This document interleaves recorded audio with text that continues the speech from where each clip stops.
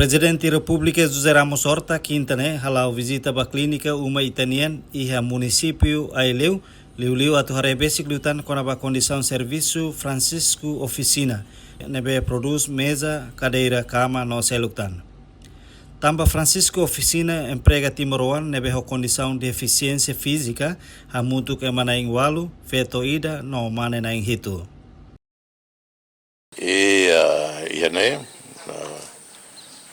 O alin sira nabe ho deficiência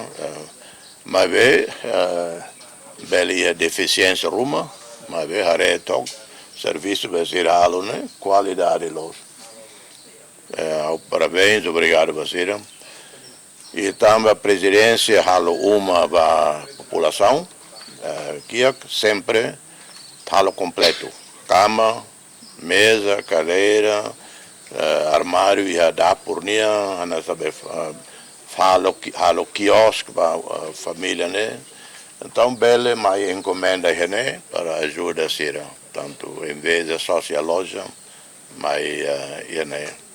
tanto nem uma viagem hoje, mas município Aileu, agradeço ao presidente do município, ao chefe sucursira, chefe aldeia, comandante PNTL, e todo o serviço dia, Aileu Mata Gloss. E a Fatinanesan, diretora clínica uma itanian, Guida Xavier Pereira, orgulho ho visita chefe estado, nebe promete se serviço a mútuo com a oficina Francisco e a futuro. Ami contente, hoje nós vamos senhor presidente e a plano na katagyan uma narumang ba povo nebe maka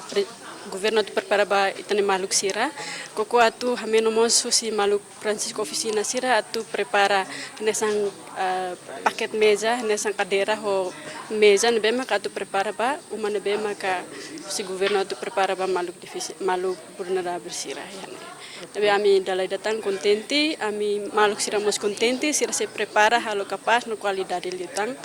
liu ba maluk sira bem maka precisa tebes. Iha Francisco Oficina sira halo produto oin, sira halo soldadura, hanesang sira solda kona ba bicicleta roda tolu, sira mos solda berak piring, solda fatin tun sate, fatin habai ropa, depois sira mos solda kona ba fatin sunulin taulilin yang hanes ohin depois de dene siramos hal hotu fugam dry siramos suku sapatu siramos loke kiosi da iha klinik soring atu tau material kik nebe maka sira suku pronto na tau iha naba. E a Viva nesse estado entregamos apoio necessidade básico para representante clínica uma italiana.